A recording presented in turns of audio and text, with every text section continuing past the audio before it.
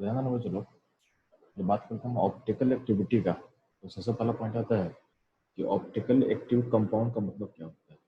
ठीक है, optical active compound का मतलब क्या होता है, तो ध्यान देना। आप लोग फिजिक्स में वेव्स पढ़े होंगे, फिजिक्स में आप लोग को वेव्स पढ़ाया गया होगा। ठीक, तो वेव्स में क्या होता है कि आप लोग पढ़े होंगे कि लाइट एक ट्रांसवर्स वेव होता है। तो लाइट के बारे में हम बात करते हैं, लाइट इटसेल्फ एक वेव होता है। तो कैसा वेव होता है चलो, ट्रांसवर्स वेव होता है, प्लस इसका नेचर होता है इलेक्ट्रोमैग्नेटिक। तो लाइट एक इलेक्ट्रोमैग्नेटिक वेव का एग्जांपल बोल सकते हो। ठीक है, यानी लाइट का अपना एक मैग्नेटिक फील्ड होता है। यहाँ पे देखो, यहाँ पे समझाया गया चीजों को। लाइट का खुद का अपना एक मैग्नेटिक फील्ड होगा, खुद का अपना एक इलेक्ट्रिक फील्ड होगा। यानी लाइट जब ट्रेवल करेगा तो उसके पास अपना एक इलेक्ट्रिकल फील्ड होगा, एक मैग्नेटिक फील्ड होगा, और लाइट इस डायरेक्शन में प्रोपोगेट करेगा। यानी लाइट का डायरेक्शन का जो प्रोपोगेशन का जो डायरेक्शन होता है, लाइट जिस डायरेक्शन में ट्रैवल करता है, लाइट का जो मैग्नेटिक फील्ड होता है, लाइट का जो इलेक्ट्रिक फील्ड होता है, ये तीनों तीनों आपस में क्या होता है, परपेंडिकुलर होता है। तीनों आपस में परपेंडिकुलर होता है। उसको मैं यहाँ से समझा रहा हूँ। ठीक है, तो लाइट इस तरीके का होता है। अब ध्यान देना, अगर आप लोग पढ़े हुए ह्यूजन प्रिंसिपल ऑफ वेव फ्रंट, ठीक है, तो उसको उसको दिमाग में सेट कर ले, और आप ऐसा सोच सकते हो कि लाइट लाइट जो आ रहा होगा आपके पास, तो लाइट क्या होगा, लाइट का जो वेव होगा वो हर डायरेक्शन में होगा, तो अगर हम यहाँ पे एक छोटा सा एग्जाम्पल लेकर समझाए आपको, तो यहाँ पे समझोगे कि लाइट अगर इनपुट आ रहा है आपके पास, ठीक है, किसी पॉइंट सोर्स से, और बात करते हैं कोई पॉइंट सोर्स से, तो उसका वेव फ्रंट कैसा होगा, तो स्फेरिकल होगा। उसका हर डायरेक्शन में क्या होगा, उसका लाइट के पार्टिकल का वाइब्रेशन होगा। यानी लाइट का जो पार्टिकल का जो वाइब्रेशन हो रहा होगा वो हर डायरेक्शन होगा। इन क्या बोल सकते हैं, उसको हम स्फेयर मान सकते हैं। थ्री में क्या मान सकते हैं, उसको हम स्फेयर मान सकते हैं। ठीक, ध्यान देना। प्लस आप लोग क्या पढ़े हो कि जब भी वेव होता है तो आप लोग पढ़े होगे इंटरफेरेंस, इंटरफेरेंस। ठीक है, एक और आप टर्म पढ़े होगे डिफ्रैक्शन। ऑप्टिक्स में जो पढ़े होगे तो डिफ्रैक्शन और इंटरफेरेंस को आपको पढ़ाया गया होगा। इंटरफेरेंस में आप पढ़े होगे YDAC, young double slit experiment. ठीक है, YDAC प्रिंसिपल, तो आप इसमें पढ़े होगे कि जब दो दो वेव्स आपस में इंटरफेयर करता है तो क्या होता है, आपका bright and dark fringe create होता है। तो मेरा पॉइंट ये बस बोलने का मतलब ये है कि दो वेव अगर इंटरेक्ट करेगा तो एक नया वेव बनता है, मतलब दोनों का इंटरमिक्शन से एक नया वेव क्रिएट होता है, मतलब एक नया न्यू टाइप का वेव क्रिएट होगा। ठीक है, दो वेव आपस में क्या होता है, इंटरफेयर कर सकता है, और उसका आउटपुट क्या होगा, उसका आउटपुट कुछ अलग होगा, कुछ क्या होगा, कुछ अलग होगा। तो ध्यान ना, सबसे पहले हम क्या करते हैं, सबसे पहले जो आपका लाइट है, लाइट एक स्फेयर की तरह अगर मान रहे हैं, तो अगर मान लेते हैं कि आपका स्फेयर, आप एक सोचो ना, एक व्हाइट रंग का बॉल सोचो। आप एक व्हाइट रंग का अगर बॉल सोचते हो, उस बॉल को अगर आप रोटेट कर रहे हो, तो सिंपल सा बात है कि आपका आंख को अगर बंद करने के लिए बोल दे, अगर आप अपने आंख को बंद कर लो और व्हाइट रंग का बॉल को हम घुमा दे, ठीक है, एक व्हाइट रंग का बॉल है जिसपे कोई भी मार्जिन नहीं है, कोई भी उस पर सिंबल्स नहीं है, ओनली प्योर व्हाइट बॉल आपके पास है। उस व्हाइट बॉल को अगर हम घुमा दे और आपके आंख को खोलने बोले, तो आप उसमें कोई भी डिफरेंस नहीं पता कर पाओगे। मतलब आपका व्हाइट बॉल जो अभी था और व्हाइट बॉल को हम घुमा दें, तो पॉइंट है कि तुमको व्हाइट बॉल हमेशा उस चीज सेम ही दिखेगा, उसमें कोई तुम डिफरेंस नहीं दिखेगा। ठीक है, तो व्हाइट बॉल अगर घूम भी जाए, यानी खुद को चेंज भी कर ले, तो उसमें कोई भी डिफरेंस पता नहीं कर पाओगे, क्योंकि आपके पास कैपेसिटी नहीं होता सोचने का।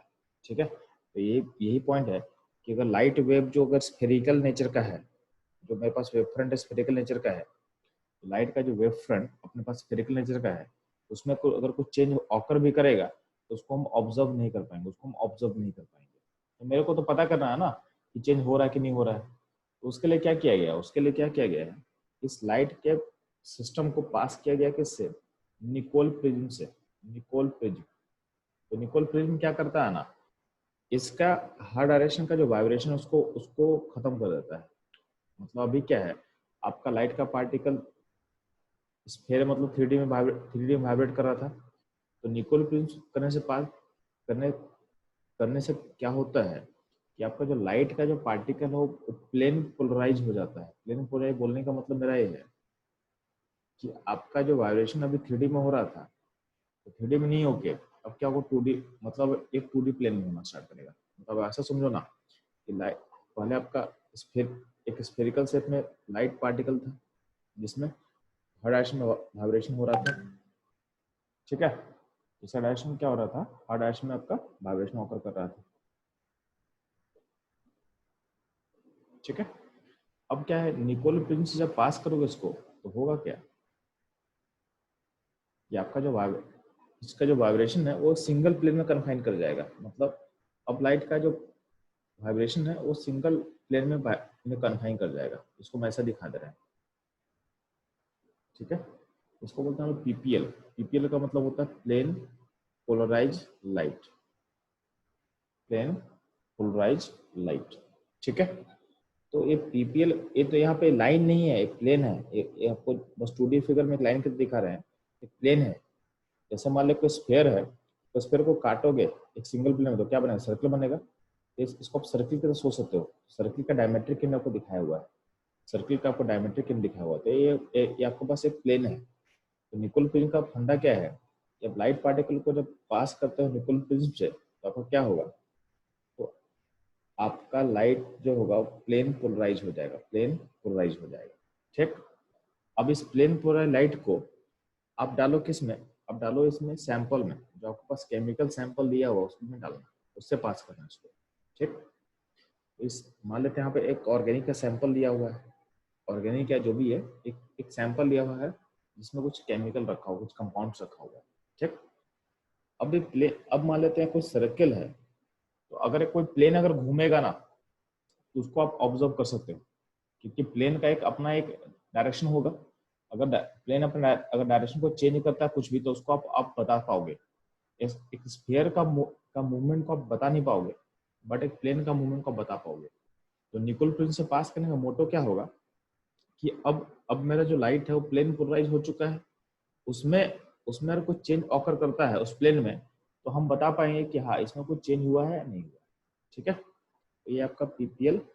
अब मान लेते हैं इस तरह से पास किए सैंपल से, तो क्या होता है, एक इंस्ट्रूमेंट होता है पोलराइमीटर, इंस्ट्रूमेंट होता है पोलराइमीटर, ठीक है। ये क्या करता है, ये आपके प्लेन पोलराइज लाइट का के मूवमेंट को ऑब्जर्व करता है। मतलब आपको जरूरत नहीं है, वो इंस्ट्रूमेंट आपके लिए मेजर कर लेगा कि आपका लाइट जो है वो लाइट में कुछ चेंज हुआ है कि नहीं हुआ है, लाइट में कुछ चेंज हुआ है कि नहीं हुआ है, ध्यान देना। तो अगर या तो या तो होता है क्या है कि पोलराइमीटर में कोई चेंज ऑकर नहीं करेगा, पोलरामीटर को भी चेंज को ऑब्जर्व नहीं करेगा। तो अगर चेंज को ऑब्जर्व नहीं करेगा तो उसको बोलते हैं कि प्लेन में कोई रोटेशन ऑब्जर्व नहीं किया गया, प्लेन में कोई रोटेशन ऑब्जर्व नहीं किया गया, तो रोटेशन नॉट ऑकर। जब रोटेशन नहीं ऑकर करेगा तो उस केस में हम क्या बोलते हैं कि आपका जो कंपाउंड है, यानी जो सैंपल में जो कंपाउंड लिया गया है वो क्या है, ऑप्टिकली इनएक्टिव है। क्या है, optically inactive. Compound is optically inactive, ठीक है। ये रहेगा आपका वाली पॉइंट। अगर मान लेते हैं कि अगर कुछ रोटेशन ऑब्जर्व कर रहा है, ठीक है, कुछ रोटेशन ऑब्जर्व हो रहा है, उस केस में हम बोलते हैं कि अगर आपका रोटेशन ऑकर करेगा तो उसके उसको हम बोलते हैं कि आपका सैंपल जो है वो क्या है, वो ऑप्टिकली एक्टिव है। अगर रोटेशन ऑकर नहीं करेगा तो बोलेंगे सैंपल आपका ऑप्टिकली इनएक्टिव है, और अगर रोटेशन ऑकर करेगा तो हम क्या बोलेंगे कि आपका सैंपल क्या है, आपका सैंपल है ऑप्टिकली एक्टिव, सैंपल है आपका ऑप्टिकली एक्टिव, ठीक है। ध्यान देना। तो यहाँ बोला है कि अगर रोटेशन ऑकर करेगा, रोटेशन अगर ऑकर करता है तो उसकी क्या बोल रहे हैं, अगर रोटेशन ऑकर करेगा तो हम क्या बोलेंगे, चलो हम बोलेंगे कि आपका सैंपल जो है, सैंपल है ऑप्टिकली एक्टिव, सैंपल है ऑप्टिकली एक्टिव, ठीक है। तो सैंपल इज ऑप्टिकली एक्टिव, ठीक। अब ध्यान दोगे, अब रोटेशन दो टाइप का हो सकता है। अब लाइट है तो रोटेशन करेगा तो उसका दो डायरेक्शन रोटेशन हो सकता है ना, या तो राइट रोटेट करेगा या तो लेफ्ट रोटेट करेगा।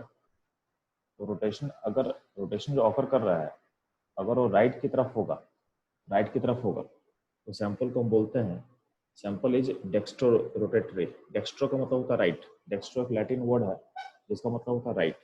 तो सैंपल अगर रोटेशन राइट ऑकर करेगा तो उसके लिए वर्ड यूज करेंगे डेक्स्ट्रो रोटेटरी, और उसके लिए हम सिंबल यूज करते हैं स्मॉल डी।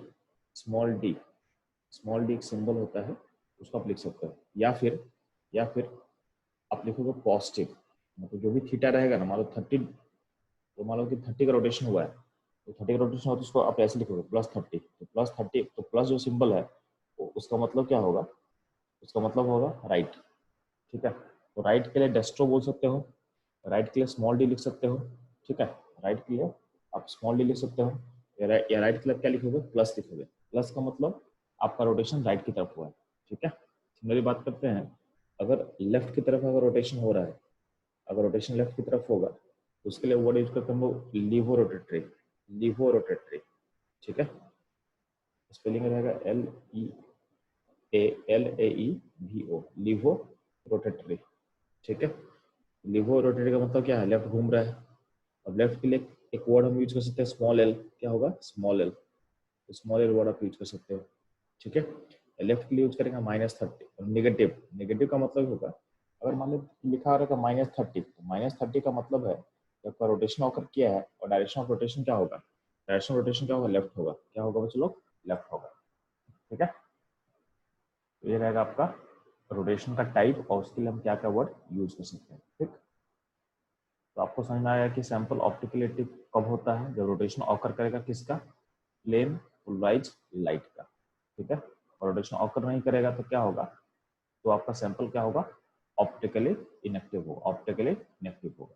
ठीक है, अब ध्यान दें, जब हम मॉलिक्यूल का बात करते हैं तो अगर पॉइंट आता है कि आखिर आखिर क्या हो रहा है, आखिर क्यों हो रहा है कि आपका सिस्टम इस तरीके से अपन लाइट को रोटेट कर पा रहा है। तो ध्यान देना, आप लोगों को मैं बता चुका हूँ कि आपका लाइट का खुद का अपना एक मैग्नेटिक फील्ड होता है, आपका लाइट का खुद का अपना एक मैग्नेटिक फील्ड होगा, और खुद का अपना एक इलेक्ट्रिक फील्ड होता है।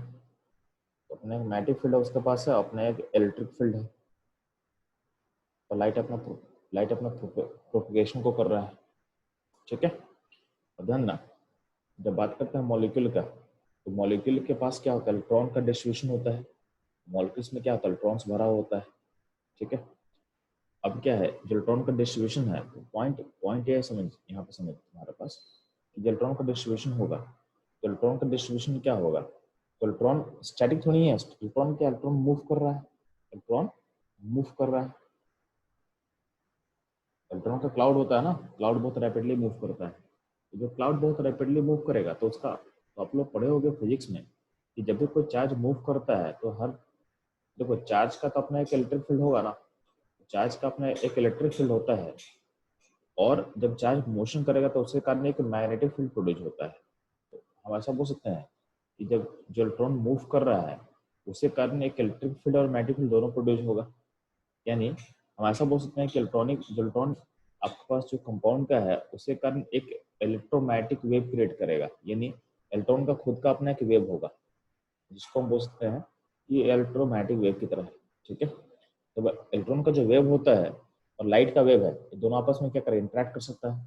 अगर दोनों आपस में इंटरेक्ट करेगा तो आपका जो नया वेव बनेगा वो कुछ चेंज करेगा। तो यही रीजन है कि आपका जो लाइट है उसका डायरेक्शन चेंज होता है। तो लाइट का जो वेव है, यानी लाइट का जो इलेक्ट्रोमैग्नेटिक वेव है और इलेक्ट्रॉन का जो इलेक्ट्रोमैग्नेटिक वेव है, दोनों आपस में इंटरफेयर करेगा, जिसके कारण उसका डायरेक्शन चेंज होता है, जिसके कारण उसका डायरेक्शन चेंज होता है।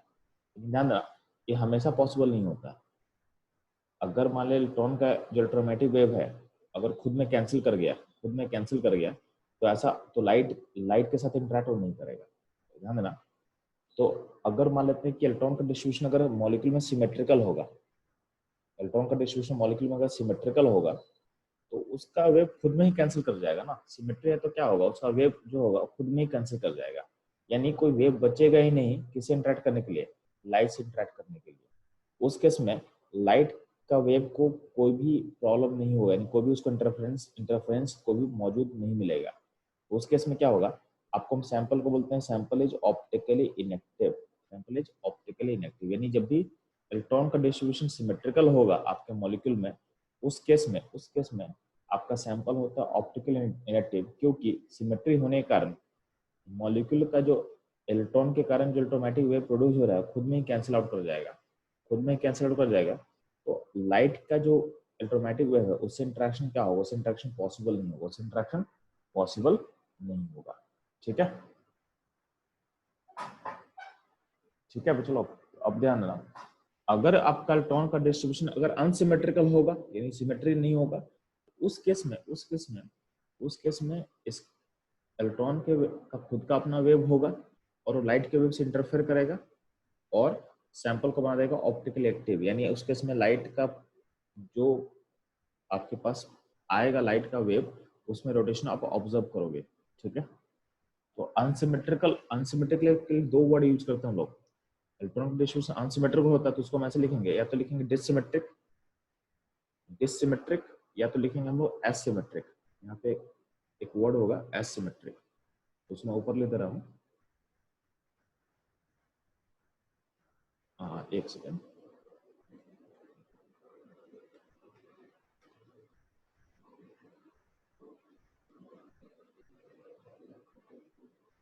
एसिमेट्रिक,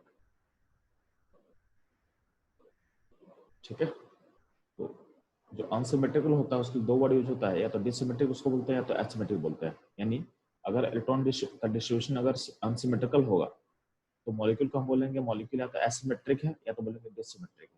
ठीक है, ध्यान देना। जब बात करते हैं सिमेट्री का, तो सिमेट्री कैसे बोलेंगे कि आपका डिस्ट्रीब्यूशन सिमेट्रिकल है।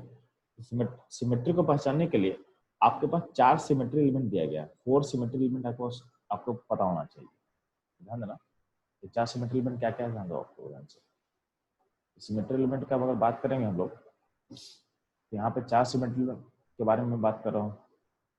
एक होता है पीओएस, पीओएस का फुल फॉर्म होता है plane of symmetry, plane of symmetry.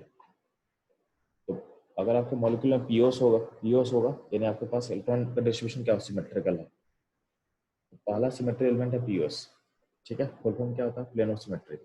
Second symmetry element अपने पास क्या है सीओएस, सीओएस का मतलब क्या होता है सेंटर ऑफ सिमेट्री। थर्ड क्या है एओएस, एओएस का मतलब एक्सिस ऑफ सिमेट्री। और फोर्थ क्या होता है एएओएस, यानी एएओएस का फुल फॉर्म होता है अल्टरनेट एक्सिस ऑफ सिमेट्री। ठीक है, तो अभी सिमेट्री एलिमेंट को पहले सीख लेते हैं। तो ध्यान देना, जब बात करते हैं तो पहला सिमेट्री एलिमेंट क्या है, तो फर्स्ट सिमेट्री एलिमेंट अपने पास होगा पीओएस। ठीक, पीओएस का मतलब समझोगे। जब हम बात करते हैं पीओएस का, तो अगर आपके मॉलिक्यूल में ऐसा कोई प्लेन है, आपके मॉलिक्यूल में अगर ऐसा कोई प्लेन है जिसके अबाउट आपका जो मॉलिक्यूलर जो फिगर है वो दो इक्वल पार्ट में बट गया, तो अगर ऐसा कोई प्लेन आप ढूंढ पाते हो ना, यानी आपको बोलोगे तो उस मॉलिक्यूल में प्लेन ऑफ सिमेट्री मौजूद है, उस मॉलिक्यूल में प्लेन ऑफ सिमेट्री मौजूद है। जब हम बात करते हैं पीओएस का, तो पीओएस का सिंपल मतलब होता है प्लेन, ऐसा प्लेन, एक ऐसा इमेजिनरी प्लेन जिसके अबाउट आपका मॉलिक्यूल दो इक्वल पार्ट में बढ़ जाएगा। ठीक है, जस्ट लाइक मिरर इमेज। तो हम बोलते हैं उसके पास क्या है, उसके पास पीओएस यानी प्लेन ऑफ सिमेट्री मौजूद है। ठीक, अब इसमें इसको आप एक्सटेंड कर सकते हो कि अगर जब भी आपके पास कोई प्लेनर फिगर होगा, प्लेनर मतलब सिंगल प्लेन में, तो प्लेनर फिगर का हमेशा क्या होता है, चलो तो इसके पास हमेशा पीओएस होता है। कौन सा प्लेन होता है, जो खुद का प्लेन, यानी सिंपल सा बात, जब भी तेरे पास कोई प्लेनर फिगर होगा यानी सिंगल प्लेन का फिगर होगा, तो जिस उसका खुद का जो प्लेन है उस प्लेन में मॉलिक्यूल दो पार्ट में बटा हुआ है, तो जब भी कोई प्लेनर फिगर होगा यानी मॉलिक्यूल आपका सिंगल प्लेन में होगा, उसमें हम ऐसा बोल सकते हैं कि आपका मॉलिक्यूल क्या है, आपका मॉलिक्यूल का जो प्लेन है उसी प्लेन में मॉलिक्यूल ऊपर नीचे दो पार्ट में बटा हुआ है। ठीक है, तो एक प्लेनर फिगर के पास हमेशा पीओएस होता है। तो planar figure have always POS. कौन सा प्लेन, तो खुद का जो मॉलिक्यूलर प्लेन है वही पीओएस का काम करेगा। तो planar figure always have POS. कौन सा पीओएस का हम बात कर रहे हैं, तो कोई और प्लेन अगर पीओएस का काम नहीं भी करेगा ना, उसका जो मॉलिक्यूलर प्लेन होगा वो काम करेगा पीओएस का। तो आप बाय डिफॉल्ट बोल सकते हो कि कोई भी प्लेनर फिगर का अपना एक पीओएस होता है, ठीक है। कौन सा होगा? मॉलिक्यूलर प्लेन उसका पीओएस का काम करेगा, ठीक है। तो ये रहेगा आपके लिए। तो ये हो रहा है पीओएस के बारे में। यहाँ पे आपके लेफ्ट में एक एग्जांपल समझाया हुआ है, यहाँ पे स्क्वायर लिया हुआ है, यहाँ पे स्क्वायर लिया हुआ है, और यहाँ पे हम बता रहे हैं कि स्क्वायर में क्या क्या पीओएस हो सकता है। यहाँ देखो, एक वर्टिकल ए लाइन ड्रॉ किया हुआ पीओएस का काम कर सकता है, ए भी पीओएस हो सकता है, इवन ए भी पीओएस की तरह काम कर सकता है और ए भी पीओएस की तरह काम कर सकता है। इवन इसमें एक और हो सकता है, कौन सा? स्क्वायर का खुद का प्लेन, स्क्वायर का खुद का प्लेन जिसको हम दिखाया नहीं यहाँ पे, वो भी इसमें पीओएस का काम कर सकता है, यानी प्लेन ऑफ सिमेट्री का काम कर सकता है। तो अगर आपके पास प्लेन ऑफ सिमेट्री होगा, अगर आपके पास प्लेन ऑफ सिमेट्री होगा तो आपका जो मॉलिक्यूल या जो फिगर है यानी कंपाउंड है वो क्या होगा? ऑप्टिकली इनएक्टिव होगा। क्या होगा चलो? ऑप्टिकली इनएक्टिव होगा, ठीक है। तो ये रहेगा पीओएस का फंडा, ध्यान देना। इसके बेसिस पे हम लोग कुछ क्वेश्चन सॉल्व करते हैं। यहाँ पे देखो, यहाँ पे इस पेज में काफी क्वेश्चन दिया हुआ है। तो आपको क्या करना है? आपको सारा क्वेश्चन को सॉल्व करना है, ठीक है, और बताना है कि कैसा प्लेन ऑफ सिमेट्री है, कैसा प्लेन ऑफ सिमेट्री नहीं है। और ध्यान देना, इसमें बस ये काम करना ना, इसमें बस ये काम करना है आपको, जब हम एबीसीडी का बात कर रहे हैं ना, एबीसीडी की जब हम बात कर रहे हैं उसमें एबीसीडी 2D फिगर है। तो बाय डिफॉल्ट क्या होता है, हम क्या बात किए हैं, जो प्लेनर फिगर होगा उसका खुद का प्लेन क्या है? उसका खुद का प्लेन प्लेन ऑफ सिमेट्री की तरह काम करता है। उसका खुद का जो प्लेन होगा वो प्लेन ऑफ सिमेट्री की तरह काम करेगा, ये तो हमको पता है। तो हम क्या बोल रहे हैं कि एक जो लेटर्स है, लेटर्स के केस में बस ये सोचना आपको है कि उस प्लेन को छोड़ दो। अगर हम बात करें लेटर्स का बात कर रहे हैं, एबीसीडी का बात करते हैं, एबीसीडी 2D फिगर है तो उसमें क्या है, वो भी इंग्लिश का कोई भी अल्फाबेट हो तो वो 2D होता है, तो 2D का अपना प्लेन सिमेट्री होगा पक्का, ठीक है। कौन सा प्लेन? खुद का प्लेन। तो हम जब यहाँ पे क्वेश्चन दिया है तो इसमें आप एज्यूम क्या करना, उस प्लेन को एक्सक्लूड कर दो, उसको छोड़ के बताओ कि और कोई प्लेन है कि नहीं है। यानी खुद का प्लेन छोड़ के यहाँ पे जो भी बात किया गया है उस प्लेन को हम एक्सक्लूड करके बात कर रहा है, ठीक है। कि आपका उस मॉलिक्यूलर प्लेन को छोड़ के बाकी प्लेन है कि नहीं है मुझे बताना है, बाकी और कोई प्लेन हो रहा है कि नहीं हो रहा है उसके बारे में बताना है। ये सोच के आपको क्वेश्चन को सॉल्व करना है।